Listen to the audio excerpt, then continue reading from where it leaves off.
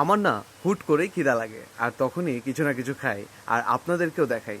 আর এটার নাম দিয়েছি আমি চিকন খুদা। কিন্তু আজকের এই খিদাটা আমার না, জেগেছে আমার বন্ধু শুভর।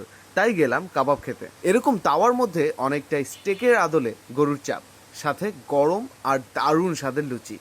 অবস্থাটা দেখেন ভাই, আসলে সময় কিন্তু মানুষকে এক্সপার্ট বানায়। যাই হোক, একটু সিটি ভিউ আর রিক্সার ক্যানক্যানানি শুনবো আর দেখবো, এর জন্য আমরা একটু সাইডেই বসলাম। কাবাবটা দেখেন ভাই, একদম না ব্যাপারটা। এমন করে নিয়ে এমনি করে ছিঁড়ে হালকা সালাদের সাথে মাখিয়ে যখন আপনি মুখে দিবেন, তখন আপনার যদি চিকন ক্ষুধা নাও থাকে তারপরও পেট ভরে খেতে মন চাইবে।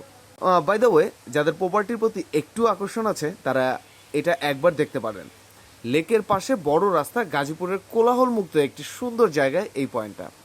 সো কাল্লু ভাইয়ের কাবাবের দোকানের লোকেশন আর প্রপার্টির লোকেশনের জন্য কমেন্ট বক্সটা চেক করবেন আর অবশ্যই জানাবেন কেমন লাগলো। থ্যাঙ্কস।